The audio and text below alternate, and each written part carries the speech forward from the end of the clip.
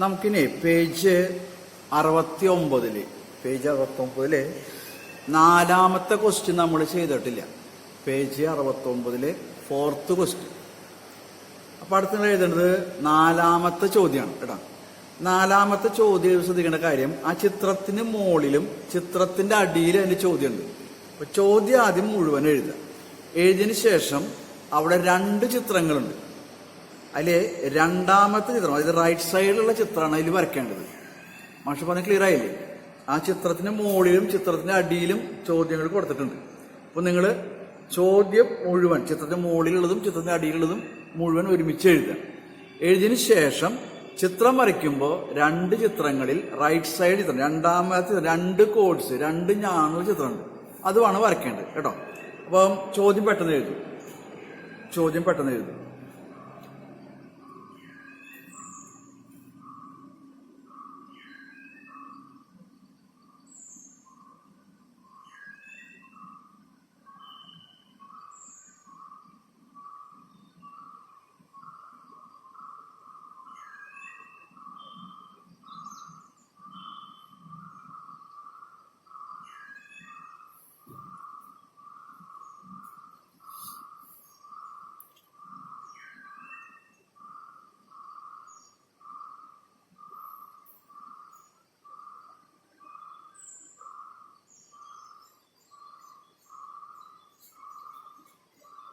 Okay, ഞാൻ ചോദ്യം വായിക്കാം കേട്ടോ. നിങ്ങൾ ചോദ്യം എഴുതിക്കൊണ്ടിരിക്കുക, ഞാൻ ചോദ്യം വായിക്കാം.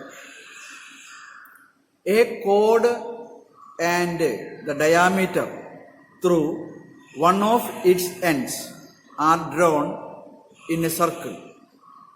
എ കോഡ് of the same inclination is drawn on the other side of the diameter. Prove that the chords are of the same length. അതായത് ഒരു വൃത്തത്തിന്റെ ഒരു വ്യാസത്തിന്റെ അറ്റത്തുനിന്ന് ഒരു ഞാൻ വരച്ചിട്ടുണ്ടെന്ന് പറയണത്, അതേ ഇൻക്ലിനേഷൻ എന്ന് പറഞ്ഞാൽ അതേ ചെരുവില് എന്ന് വെച്ച് കഴിഞ്ഞാല് ആ വ്യാസവും ആ കോണും ആ ഞാണും തമ്മിൽ വരുന്ന കോണിന്റെ അളവ് 2 ഭാഗത്തും തുല്യമാകും എന്നാണ് പറഞ്ഞ ഇൻക്ലിനേഷൻ വാക്കിന്റെ അർത്ഥം. എങ്കിൽ രണ്ടാമത് വരച്ച ഞാണിനും ഇതേ നീളമാണ് എന്ന് തെളിയിക്കാനാണ് ഇവർ ചോദ്യം തന്നിരിക്കുന്നത്. ഓക്കെ, അപ്പോൾ ആ ചിത്രം ഇനി പെട്ടെന്ന് വരയ്ക്കും.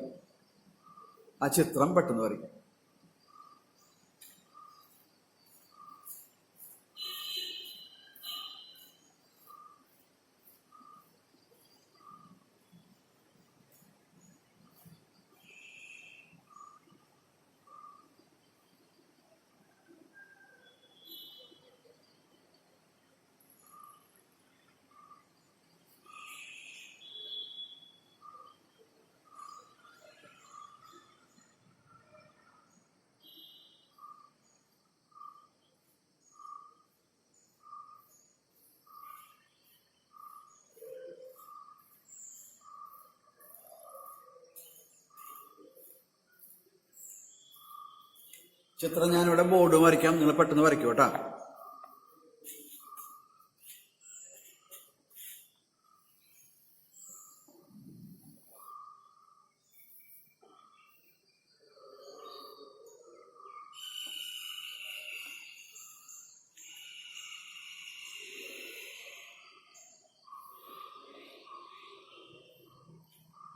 ഇതാണ് ചിത്രം. പേര് കൊടുക്കുമ്പോൾ ഇവിടെ എ, ഇവിടെ ബി, ഇവിടെ സി, ഇവിടെ ഡി എന്ന് കൊടുക്കും.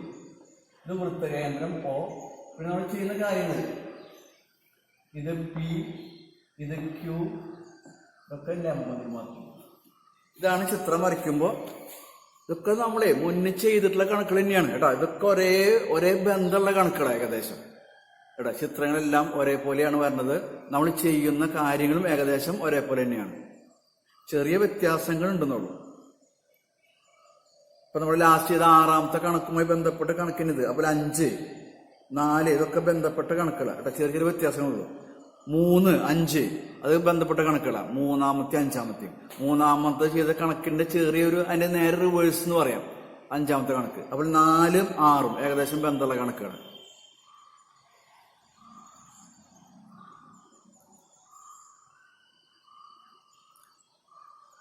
ചിത്രം വരച്ചിരിക്കണം.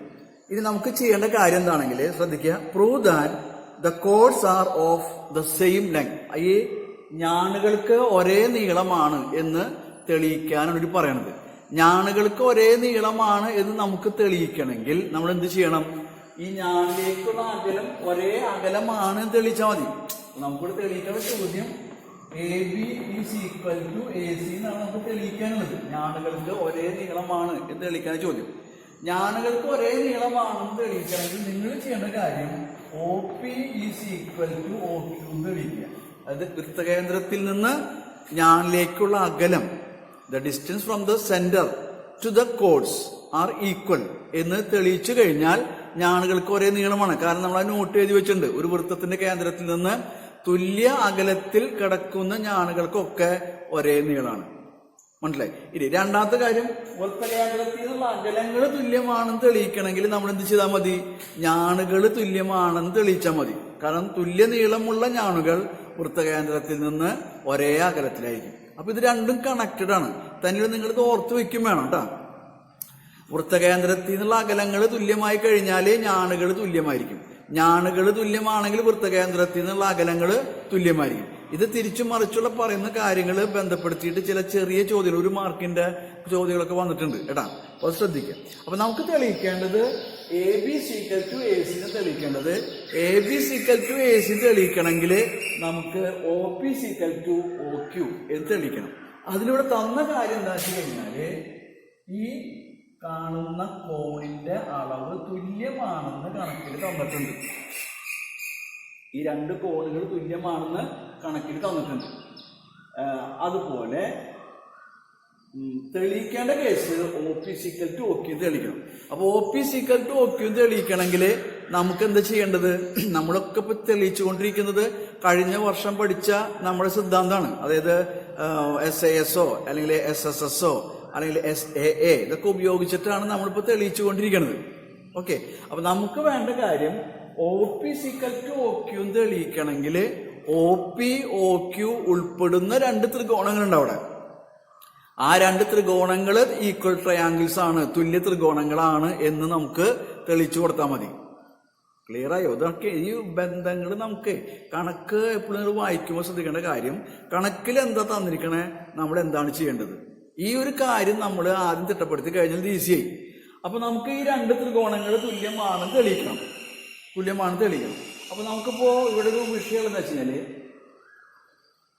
വശങ്ങളാകെ AO ഈക്വൽ ടു AO എന്ന് എടുക്കാൻ മാത്രമേ നമുക്കിപ്പോ പറ്റുള്ളൂ കേട്ടോ. അപ്പൊ ഞാനിപ്പോ ചെയ്യാൻ പോണത്, അപ്പൊ ഈ 2 കോണുകൾ തുല്യമാണെന്ന് കണക്കിൽ തന്നിട്ടുണ്ട്.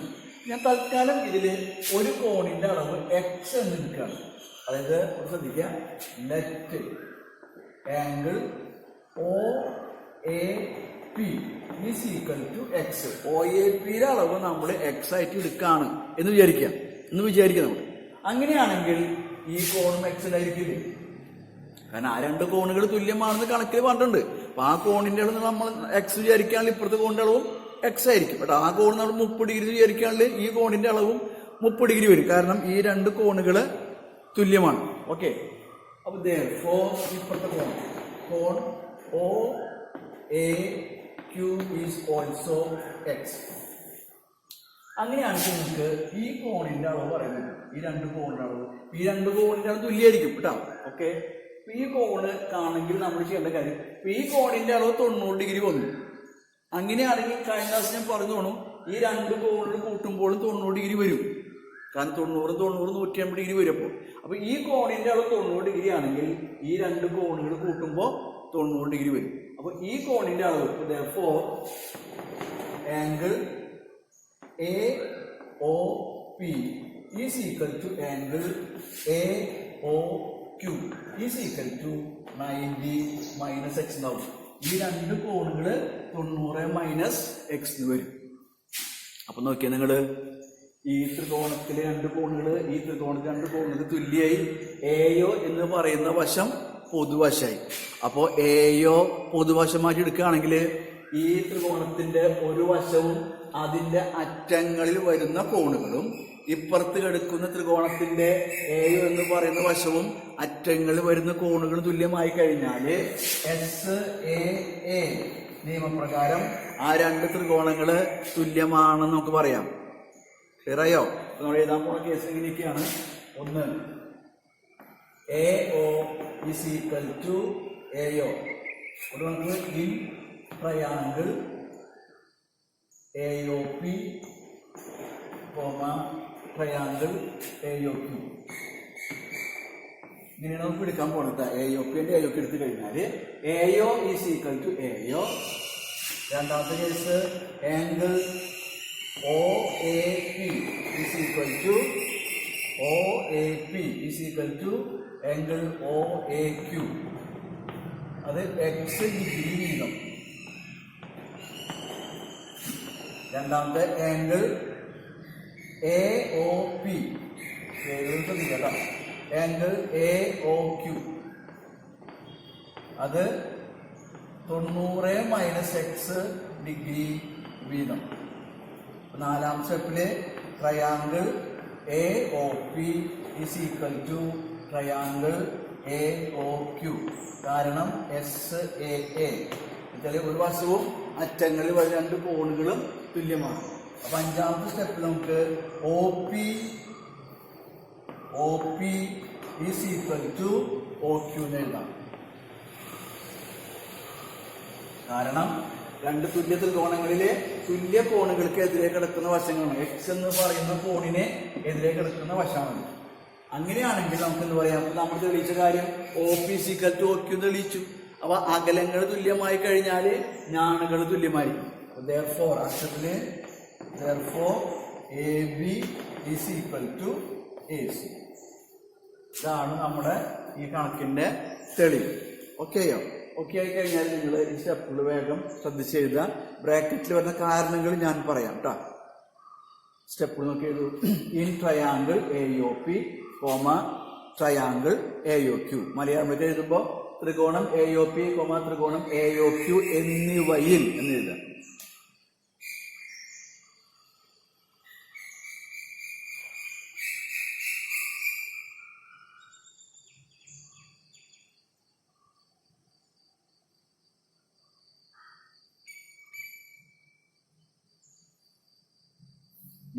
Let angle OAP = X. അതായത് മലയാളത്തിൽ എഴുതുമ്പോ കോൺ OAP = X ആയാൽ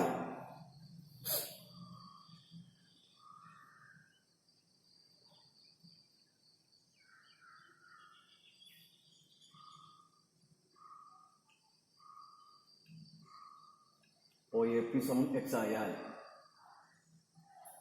OAQ = X.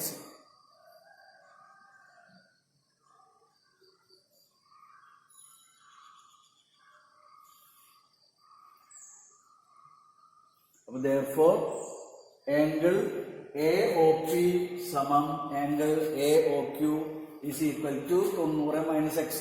ഈ കോണ് X ആകുമ്പോൾ ഇത് കിട്ടുന്ന 90 X കുറയ്ക്കാം കേട്ടാ. നമ്മുടെ മട്ടത്രികോണത്തിന്റെ ആശയമാണ്.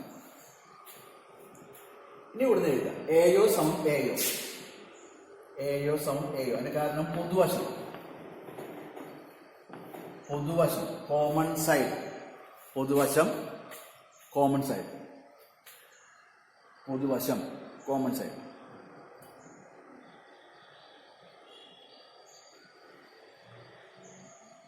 അടുത്ത് കോൺ OAP = കോൺ OAQ. OAP = OAQ. അത് X ഡിഗ്രി വീതം അളവുള്ള കോണുകളാണ്. അപ്പൊ X ഡിഗ്രി വീതം എന്ന് കാണിച്ചാൽ മതി. X ഡിഗ്രി വീതം. In figure X degree each angle. X degree each.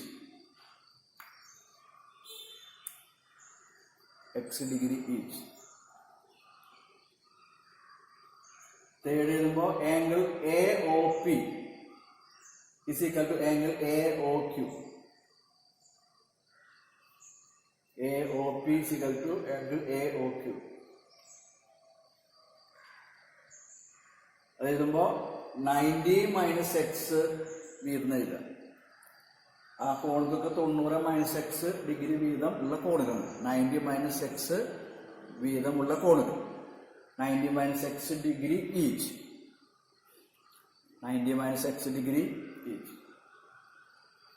അടുത്ത triangle A O P is equal to triangle A O Q. ത്രികോണം എ ഒ പി സമം ത്രികോണം എ ഒ ക്യൂ. ബ്രാക്കറ്റില് SAA എഴുതി വെക്കുക. അല്ലെങ്കിൽ ഒരു ത്രികോണത്തിന്റെ ഒരു വശവും അതിന്റെ അറ്റങ്ങളിൽ വരുന്ന രണ്ട് കോണുകളും മറ്റേ ത്രികോണത്തിന്റെ അതേ ഭാഗങ്ങളോട് തുല്യമാണ്. അതിൽ രണ്ട് ത്രികോണങ്ങളിൽ ഒരു വശവും അറ്റങ്ങളിൽ വരുന്ന രണ്ട് കോണുകളും പരസ്പരം തുല്യമായി എന്ന് എഴുതിയാലും മതി. One side and the angle at its ends are equal in both triangles. One side and the angles at its ends are equal in both triangles. രണ്ട് ത്രികോണങ്ങളിൽ ഒരു വശവും അതിന്റെ അറ്റങ്ങളിൽ വരുന്ന കോണുകളും പരസ്പരം തുല്യമാണ് എന്ന് എഴുതും. അതിനടുത്ത് OP = OQ എന്ന് എഴുതും. OP = OQ.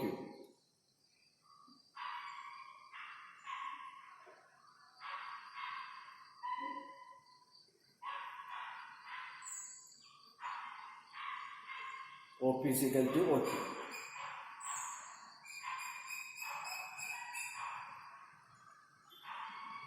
OP = OQന്റെ കാരണം എന്തായിരിക്കുക?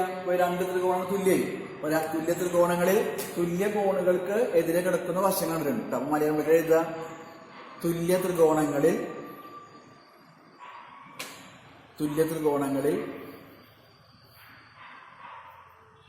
തുല്യ കോണുകൾക്ക്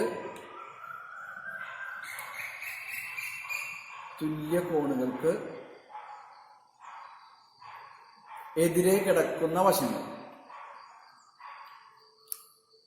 തുല്യ ത്രികോണങ്ങളിൽ തുല്യ കോണുകൾക്ക് എതിരെ കിടക്കുന്ന വശങ്ങൾ. In equal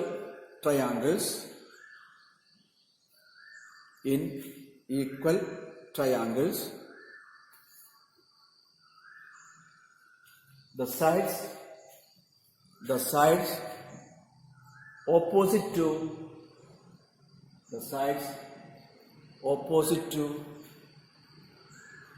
equal angles are equal.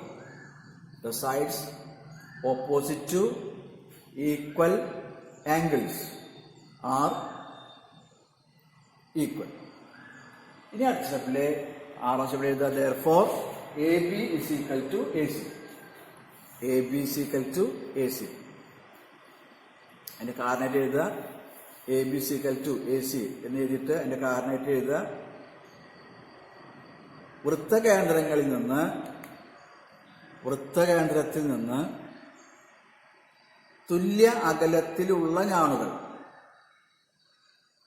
വൃത്തകേന്ദ്രത്തിൽ നിന്ന് തുല്യ അകലത്തിലുള്ള ഞാണുകൾക്ക്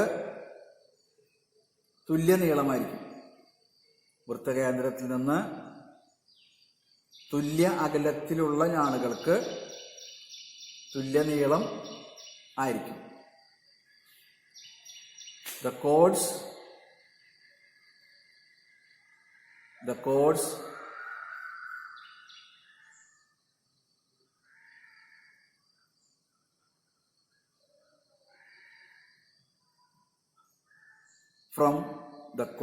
from equal distances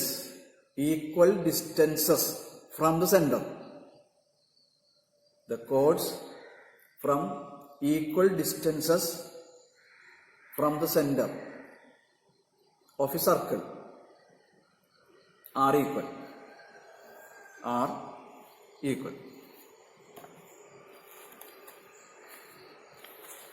ഇപ്പൊ നമ്മള് ആ സെറ്റില് 1 മുതൽ 6 വരെയുള്ള ചോദ്യങ്ങൾ എല്ലാം ചെയ്തു കഴിഞ്ഞു കേട്ടോ. നമ്മളതിന്റെ ക്രമത്തിൽ ചെറിയ വ്യത്യാസം ഉണ്ടായിരുന്നു. ഫസ്റ്റ് ചെയ്ത് 2 ആണ്. 2 ചെയ്തിട്ടാണ് 1 ചെയ്തിട്ടുള്ളത്. പിന്നെ 3 ചെയ്തു, അത് ഞാൻ 5 ചെയ്തു, 6 ചെയ്തു, പിന്നെ 4 ചെയ്തു. ക്രമത്തിനൊരു വ്യത്യാസമുണ്ട്. എല്ലാ 6 വരെയുള്ള കണക്കുകൾ കഴിഞ്ഞു. ഇപ്പൊ നമ്മൾ 7ാമത്തെ ചോദ്യം നമ്മളിപ്പോൾ ചെയ്യുന്നില്ല കേട്ടോ. 7ാമത്തെ ചോദ്യം നമുക്ക് പിന്നീട് ചെയ്യാം. എന്നിട്ടിപ്പോൾ ചെയ്യേണ്ടത് പേജ് 73 എടുക്കുക. പേജ് 73. 72 നമുക്കൊരു 3 കണക്ക് ചെയ്യാണ്ട് കേട്ടോ. ഇപ്പൊ ചെയ്യാം. അതിന് മുമ്പ് നിങ്ങൾ പേജ് 73 എടുക്കുക. അത് നമ്മൾ പേജ് 73 കണക്കുകൾ ചെയ്തുകൊണ്ടിരുന്നപ്പോൾ ചെയ്യാനായിട്ട് വിട്ടുപോയി. അവിടെ ഒരു എക്സാമ്പിൾ ഉണ്ട് കണക്കിൽ, ഒരു എക്സാമ്പിൾ നിങ്ങൾ കണ്ടോ? അവിടെ 2 ചിത്രങ്ങൾ കാണാം, ഒരു ചെറിയ ചിത്രം, ഒരു വലിയ ചിത്രം. അത് ചെറിയ ചിത്രത്തിന്റെ മുകളിലാണ് ആ ചോദ്യം കിടക്കുന്നത് കേട്ടാ. അപ്പൊ ഞാൻ ഇവിടെ ശ്രദ്ധിക്കുന്നുണ്ട്, എഴുതാൻ പറ്റേ the distance between the ends of a piece of a bangle is 4 centimetres and its height is 1 centimetre. അതിന്റെ താഴെ we have to calculate the radius of the full bangle. ഇതാണ് അതിന്റെ ചോദ്യം കേട്ടാ. അപ്പൊ നിങ്ങള് ആ ചോദ്യം ഒന്ന് എഴുതിയെടുക്കുക. ഇവിടെ ശ്രദ്ധിച്ചേ, ആ ചോദ്യം എഴുതുമ്പോൾ ശ്രദ്ധിക്കേണ്ട കാര്യം, ചിത്രത്തിന് മുകളിൽ ചോദ്യം എഴുതുമ്പോൾ നൗ കൺസിഡർ ദിസ് പ്രോബ്ലം അത് എഴുതണ്ട. അത് കഴിഞ്ഞിട്ട് വല്ല പാർട്ട് ഉണ്ടല്ലോ, ദ ഡിസ്റ്റൻസ് ബിറ്റ്വീൻ, അവിടെ നിന്ന് തൊട്ടാണ് എഴുതുന്നത്. അതായത് മലയാളം എഴുതുമ്പോൾ ഈ ചോദ്യം പരിഗണിക്കുക എന്ന് അതിനെന്തൊരു വാക്കുണ്ടായിരിക്കും അവിടെ. അതിന് ശേഷം ഉള്ള ഭാഗമാണ് നിങ്ങൾ എഴുതിയിരിക്കേണ്ടത്. അത് 2 ഡോട്ട് കാണാം കേട്ടോ. ആ 2 ഡോട്ട് കഴിഞ്ഞിട്ട് ദ ഡിസ്റ്റൻസ് ബിറ്റ്വീൻ തുടങ്ങിയിട്ട് ഹൈറ്റ് ഈസ് 1 സെന്റിമീറ്റർ വരെ എഴുതുക. അത് കഴിഞ്ഞാൽ ചിത്രത്തിന്റെ അടിയിൽ നിന്ന് എഴുതുമ്പോൾ വി ഹാവ് ടു കാൽക്കുലേറ്റ് എന്നൊന്നും എഴുതണ്ട. അവിടെ എത്തുമ്പോൾ find the radius of the full bangle, മുഴുവൻ വളയുടെ ആരം കാണുക. കണ്ട, we have to calculate radius എന്ന് വേണ്ടാന്ന് കേട്ടോ. നിങ്ങൾ എഴുതേണ്ട കാര്യം ഫൈൻഡ് ദ റേഡിയസ്, അതായത് വി ഹാവ് ടു കാൽക്കുലേറ്റ് ഒഴിവാക്കുക. അല്ലെങ്കിൽ കാൽക്കുലേറ്റ് തൊട്ട് എഴുതുക, 2 വരെ ഒഴിവാക്കിയിട്ട് calculate the radius of the full bangle. Calculate the radius of the full bangle, മുഴുവൻ വളയുടെ ആരം കാണുക. ആ ചോദ്യം ഒന്ന് വേഗം എഴുതിയെടുക്കും. അത് എഴുതിയെടുത്ത് കഴിഞ്ഞാൽ നിങ്ങൾ താഴെ ഒരു വൃത്തം കൊടുത്തിട്ടുണ്ട് കേട്ടാ. അടിയിൽ കാണില്ല, ഒരു വൃത്തം കൊടുത്തിട്ടുണ്ട്. 2 ചിത്രത്തില് രണ്ടാമത്തെ ഫുൾ വൃത്തം വരച്ചിട്ടുള്ള ഒരു ചിത്രം കാണാം. ആ ചിത്രവും വരയ്ക്കുക കേട്ടോ. വേഗം എഴുതും. ചോദ്യം എഴുതിയിട്ട് രണ്ടാമത്തെ ചിത്രം വരയ്ക്കുക കേട്ടോ. ചിത്രം വരച്ചു എന്ന് വിചാരിക്കണം പറ്റോ? ചിത്രം ശ്രദ്ധിച്ച് വരയ്ക്കണം കേട്ടോ. ഇതാണ് ചിത്രം വരച്ചിട്ടുള്ളത്. ചിത്രം വരച്ചോ നിങ്ങള്? ഇനി പറയുന്ന കാര്യങ്ങൾ കൂടെ മാർക്ക് ചെയ്യാം കേട്ടോ. The distance between the ends of a piece of a bangle is 4 centimetres. അതായത് ഒരു വളയുടെ പൊട്ടിയന്റെ കഷ്ണം നമ്മൾ എടുക്കണത് കേട്ടോ. അതിങ്ങനെ തേച്ച് കാണിക്കുന്നത്. ഇതിന്റെ 2 അറ്റങ്ങൾ തമ്മിലുള്ള ഡിസ്റ്റൻസ് എന്ന് ഇതാണ് അവര് 4 എന്ന് പറയുന്നത്. വളപ്പൊട്ടിന്റെ ഈ 2 അറ്റങ്ങൾ തമ്മിലുള്ള അകലം 4 സെന്റിമീറ്റർ എന്നാണ് പറയുന്നത്. ഇനി and its height is 1 centimetre. Height എന്ന് പറയുമ്പോഴേ ഈ 2 അറ്റങ്ങൾ ജോയിൻ ചെയ്ത് വരയുടെ സെന്ററിൽ നിന്ന് ഇവിടേക്ക് മാർക്ക് ചെയ്യുക. ഇതാണ് ഹൈറ്റ്. അത് 1 സെന്റിമീറ്റർ. ഇപ്പൊ നമ്മുടെ ചിത്രത്തില് ഇത് 1 സെന്റിമീറ്റർ എന്നാണ് പറയുന്നത്. Then find the radius of the full bangle. ആ മുഴുവൻ വളയുടെ റേഡിയസ് കണ്ടുപിടിക്കാനാണ് ചോദ്യം. അപ്പൊ നമ്മൾ മുഴുവൻ വളയുടെ റേഡിയസ് പറയുമ്പോൾ നമ്മുടെ ചിത്രത്തില് ഇവിടെ പേര് കൊടുക്കുകയാണെങ്കിൽ ഇവിടെ AB എന്ന് കൊടുക്കും. ഇവിടെ വൃത്തകേന്ദ്രം നമുക്ക് വേണമെങ്കിൽ C എന്ന് കൊടുക്കാം. ഇവിടെ D എന്ന് കൊടുക്കാം. ഇവിടെ ഒരു പേര് P എന്നും കൊടുക്കാം. ഈ പേര് വേഗം മാർക്ക് ചെയ്തതിൽ പേര് P പേര് കൊടുക്കാം. ഇനി ഇവിടെ ശ്രദ്ധിക്കട്ടോ, ഈ മുഴുവൻ വളയുടെ റേഡിയസ് കണ്ടുപിടിക്കാനാണ് ചോദ്യം. അപ്പൊ മുഴുവൻ വളയുടെ റേഡിയസ് എന്ന് പറയുമ്പോൾ അപ്പൊ നമുക്ക് ചിത്രത്തിൽ നോക്കുകയാണെങ്കിൽ ഈ CB ആണ് ഇവിടുത്തെ റേഡിയസ്, ആരം. CB ആണ് ആരം. ആ ആരത്തിൽ നമുക്ക് തൽക്കാലം 6 എന്ന് കൊടുക്കാന്ന് വിചാരിക്കുക. CBക്ക് റേഡിയസ് ആയിട്ട് നമ്മൾ ഇതിന് 6 എന്ന് കൊടുക്കാന്ന് വിചാരിക്കും. ഇപ്പൊ നമുക്ക് ഈ CD വരച്ചിട്ടുള്ളത് ഈ വരച്ചിട്ടുള്ള ABക്ക് ലംബമായിട്ടാണ് നമ്മൾ വരയ്ക്കുന്നത്. ഈ ഹൈറ്റ് കാണിക്കുന്നത് എപ്പോഴും ലംബമായിരിക്കും കേട്ടോ. അപ്പൊ അത് ഈ AB എന്ന് പറയുന്ന വരയ്ക്ക് ലംബമായിട്ടാണ് ആ ഹൈറ്റ് വന്നിട്ടുള്ളത്. അപ്പൊ അവിടെ 90 ഡിഗ്രി ഉണ്ടാവും. അപ്പൊ CPB എന്ന് പറയുന്നത് എന്തായി? ഒരു മട്ടത്രികോണായി. Is a right triangle. മനസ്സിലായി? അങ്ങനെയാണെങ്കിൽ നമുക്ക് ഇവിടെ അതായത് ഇൻ ട്രയാങ്കിൾ CPB, ഈ CPBയില് ഇപ്പൊ നമുക്ക്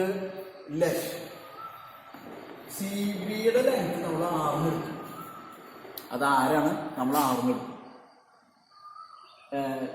PBയുടെ നീളം 2 എന്ന് കണക്കിൽ തന്നിട്ടുണ്ട്. മൊത്തം 4 ആണ്. അത് ലംബം വരയ്ക്കും, ബൈസെക്ട് ചെയ്യും. ഓരോ ഭാഗവും 2 സെന്റിമീറ്റർ വീതം ഉണ്ടായിരിക്കും. CPയുടെ നീളം നിങ്ങൾക്ക് പറയാൻ പറ്റും. CPയുടെ നീളം CP ഇവിടം തൊട്ട് ഇവിടം വരെ പറയാൻ പറ്റും.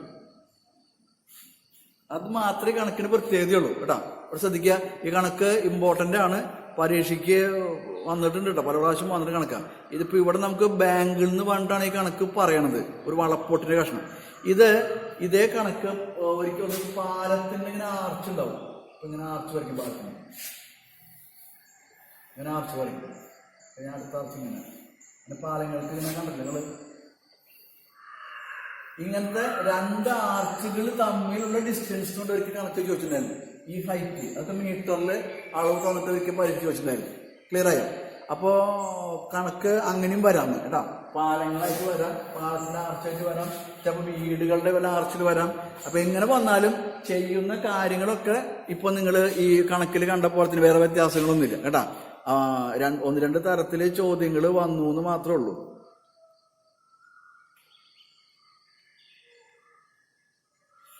ഇവിടെ ശ്രദ്ധിക്കാം.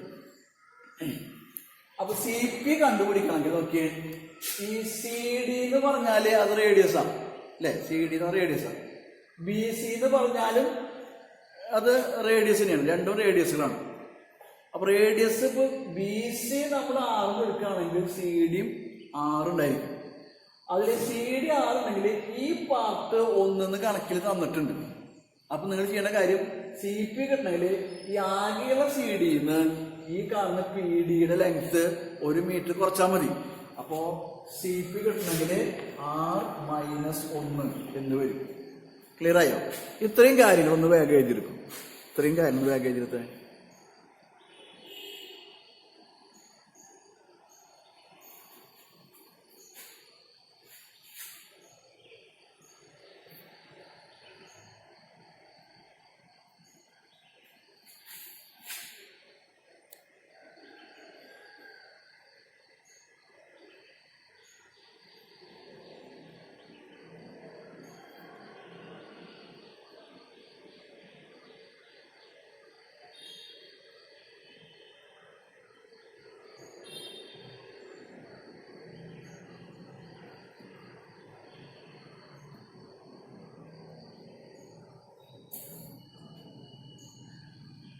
ഓക്കെ, ഇത്രയും കാര്യം ചെയ്തു നിങ്ങള്.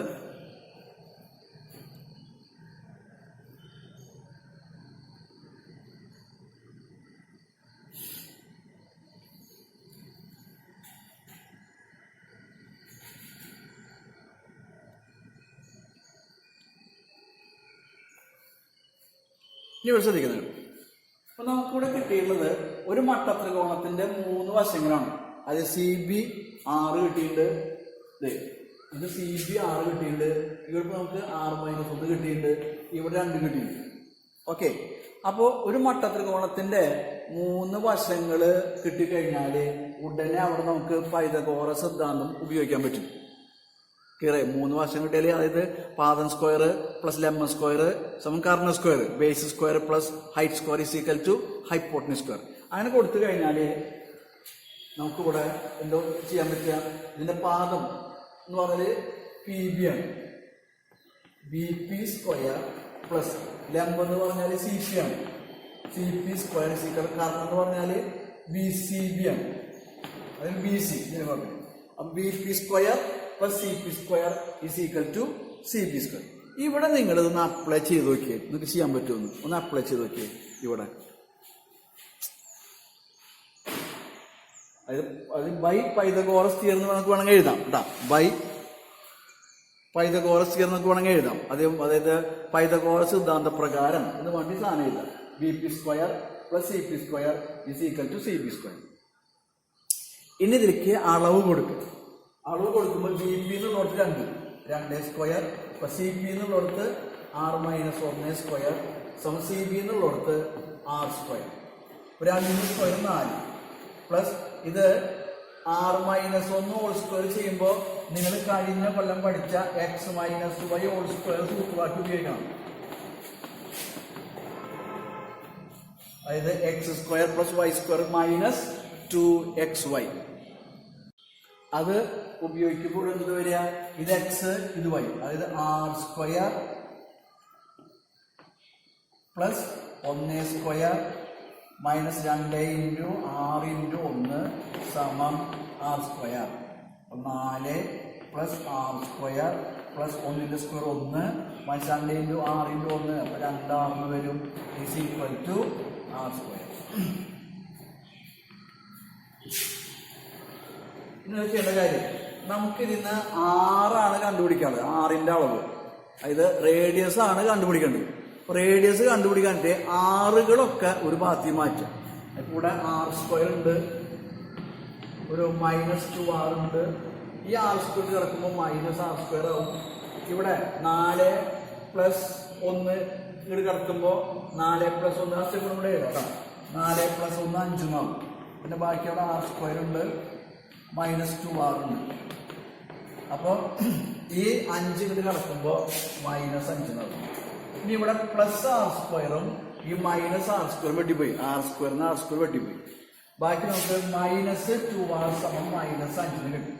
രണ്ട് ഭാഗത്തുള്ള മൈനസ് വെട്ടി കളഞ്ഞാൽ 6 സമം 5/2 വരും. 5/2 എന്ന് പറഞ്ഞാൽ 2.5. 2.5 സെന്റിമീറ്റർ ആണ് ഇതിന്റെ മുഴുവൻ വളയുടെ റേഡിയസ്. അതൊന്ന് എഴുതിയെടുത്തു. ഇത് പേജ് 73 എക്സാമ്പിൾ എന്ന് പറഞ്ഞത് നോട്ട് ചെയ്ത് വെച്ചോട്ടാ. Page 73 example. പേജ് 73 എക്സാമ്പിൾ ആണ്, പരീക്ഷയ്ക്ക് ഇമ്പോർട്ടന്റ് ആണ്. ഞാൻ സ്റ്റെപ്പുകൾ പറയാം കേട്ടോ, നിങ്ങൾ എഴുതിക്കൊണ്ടിരുന്നോളൂ. ട്രയാങ്കിൾ PCB, അതായത് ത്രികോണം PCBയില് നമ്മള് ലെറ്റ് CBയുടെ നീളം നമ്മൾ 6 കൊടുത്തു. ലെറ്റ് CB = 6 എടുത്തു. BP = 2,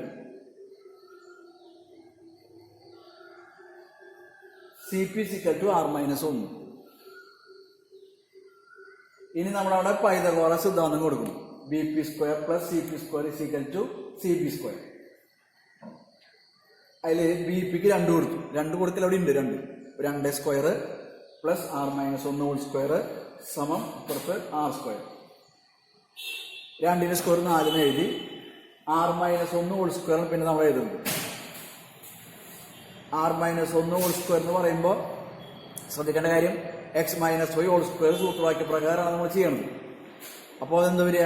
x² + y² - 2xy. അതിൽ x എന്നുള്ളടത്ത് 6ഉം y എന്നുള്ളടത്ത് 1 is equal to r². 4 + r² + 1ന്റെ സ്ക്വയർ 1 മൈനസ് ഇത് കുടിച്ചപ്പോൾ 2r is equal to r². ഇനി ഇവിടെ 4ഉം 1ഉം കൂട്ടി 5 + r² - 2r is equal to r². നമ്മൾ ചെയ്ത കാര്യം 6കളൊക്കെ ഒരു ഭാഗത്തേക്ക്, 6 r² ഒക്കെ ഒരു ഭാഗത്തേക്ക്. അപ്പൊ r² - 2r - r² is equal to 5നെ അപ്പുറത്തി മാറ്റി -5 കിട്ടി. അപ്പോ പ്ലസ് r² - r² ക്യാൻസൽ ആയി. -2r is equal to -5. r is equal to 5/2. ഇപ്പൊ രണ്ട് ഭാഗത്ത് മൈനസ് ക്യാൻസൽ ആയിട്ടാണ് 5/2. 5/2 ഈസ് ഈക്വൽ ടു 2.5. കിട്ടിയോ? ഒന്ന് വായിച്ചു നോക്കിയ ക്വസ്റ്റ്യൻ സ്റ്റെപ്പ് നോക്കിയാൽ എവിടെയും ഡൗട്ടുകൾ ഉണ്ടോ നോക്കിയൊക്കെ നിങ്ങൾ എഴുതിയെടുത്തതിന് ശേഷം ഡൗട്ട് ഉണ്ടെങ്കിൽ ഒന്ന് വിളിച്ചു ചോദിച്ചാൽ മതി. കണക്ക് ശ്രദ്ധിക്കാണ്ട് കേട്ടോ, ഇമ്പോർട്ടൻ്റ് ആണ്. ഇവിടെ വേണം നമുക്ക് ബൈ പൈതഗോറസ് തിയറം എന്ന് വേണമെങ്കിൽ എഴുതാം കേട്ടോ. ബൈ പൈതഗോറസ് തിയറം, പൈതഗോറസ് സിദ്ധാന്ത പ്രകാരം എന്ന് വേണം നമുക്ക് വേണമെങ്കിൽ എഴുതാം. ഇല്ലെങ്കിലും കുഴപ്പമില്ല, നിങ്ങൾക്ക് ഒരു കൺഫ്യൂഷൻ വേണ്ടിരുന്നാൽ മതി. പൈതഗോറസ് സിദ്ധാന്ത പ്രകാരം വേണം നമുക്ക് എഴുതാം കേട്ടോ. ഇത് നിങ്ങൾ